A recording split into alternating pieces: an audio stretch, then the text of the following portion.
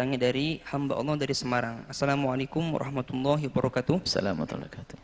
Buya, saya ingin bertanya, jika seorang istri selalu mengungkit masa lalu seorang suami, yaitu masa lalu yang membuat dosa besar sebelum dia bertemu dengan istrinya, padahal sang suami sudah berubah, tidak mengulangi kesalahan masa lalu itu, tapi sang istri selalu mengungkit masa lalu tersebut. Sikap sebagai suami itu harus bagaimana terhadap istrinya, Buya? Terima kasih, Buya.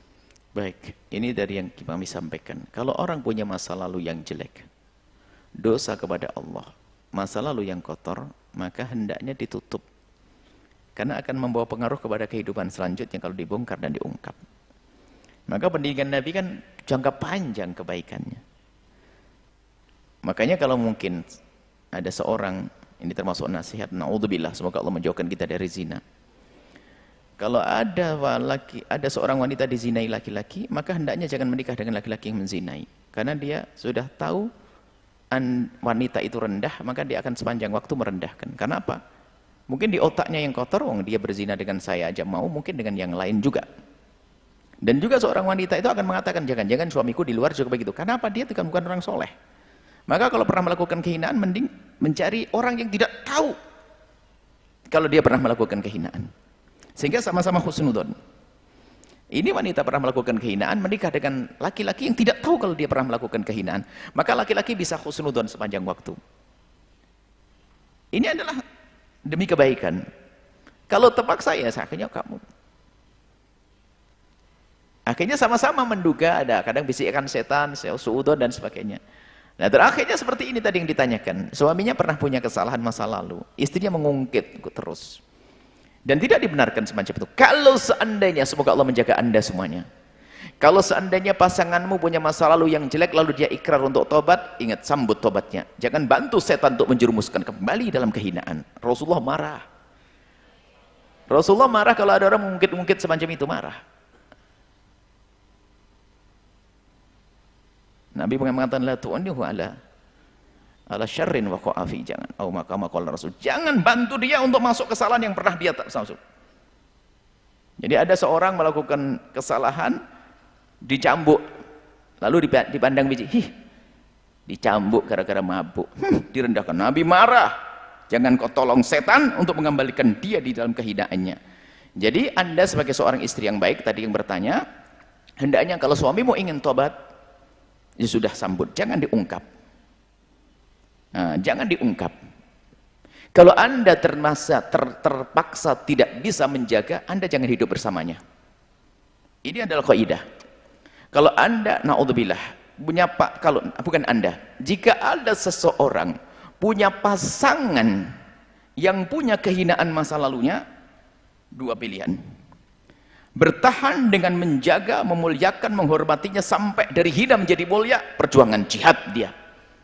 Seorang laki-laki menikah dengan seorang wanita pernah punya masa lalu zina. Lalu dia ingin mengangkat dia, memuliakan dia, tanpa membongkar, tanpa mengucap, tanpa mengungkit, akan muliakan. Sah. Ini sebuah perjuangan mulia.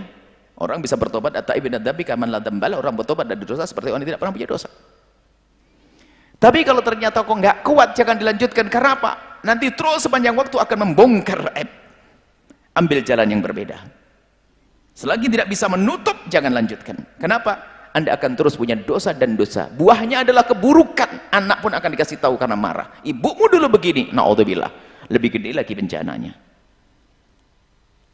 Ini memang tidak dibahas dalam dunia fikih karena bukan pembahasannya. Ini dunia tarbiyah. Sehingga seorang suami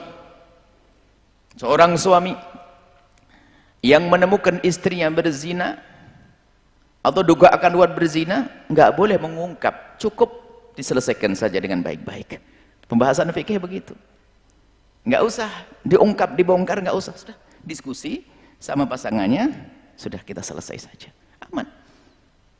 Nggak boleh mengungkar aib tuh. Jadi ngungkit-ngungkit adalah tidak dibenarkan. Kemudian bagaimana sikap suami tadi? Ya suami tadi sampaikan kepada istri, istriku, aku sudah ingin baik. Kalau kamu masih seperti itu, bagi saya berat untuk tobat.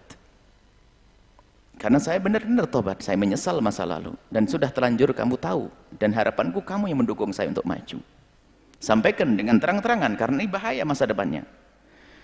Mulai hari ini kalau masih kamu ingin mengungkit, lebih baik kita tidak bersama lagi karena nggak ada gunanya. Sampaikan dengan jelas. Karena apa? Karena itu akan merusak nama saya di hadapan anak. Anak bisa tidak hormat dengan saya, berarti kamu akan melahirkan anak-anak durhaka kepada saya. Belum lagi yang lainnya. Dan saya pun takut setan membisikkan pada saya putus asa, lalu saya kembali kepada kehinaan. Wahai istriku, kalau kamu tidak bisa menutup setelah ini, lebih baik kita tidak bersama. Harus tegas begitu. Karena apa? Ini masalah panjang ceritanya. Jangan dianggap sepele mengungkap aib itu. Bahaya itu. Bahaya di anak, bahaya di keluarga. Dan Anda pun harus rela melepas istri yang terus seperti itu. Karena bahayanya besar. Wong Anda ingin tobat kok. Dan tidak ragu, dan ini termasuk jenis perpisahan yang diperkenankan. Kenapa? Masa depannya panjang ini ceritanya. Wong dia nggak bisa menjaga lesannya kok. Terus ngungkit. Sama seorang istri, apa artinya hidup dengan suami yang setiap saat mengungkap masa lalunya? Ya nggak bisa tobat akhirnya.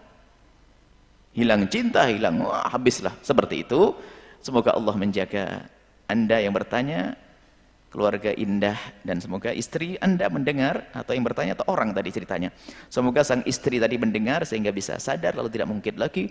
Setelah itu indah ditutup. Orang hebat adalah yang bisa menutup aibnya orang lain. Dan ingat,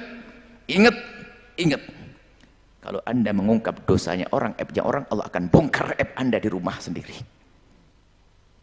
Man tatabba'a aurata akhihi tatabba'a Allah auratahu wa yafdahu walau dhasti baitihi. Kalau Anda mengungkap aibnya orang, Allah akan rendahkan, permalukan di rumah sendiri. Tapi sebaliknya, kalau Anda menjadi penutup aibnya hamba Allah, maka Allah akan tutup aib Anda di dunia dan di akhirat. Allah, hati-hati, jangan gampang ceritakan tentang aibnya orang. Semoga Allah mengampuni kita semua. Wallahu a'lam bishawab.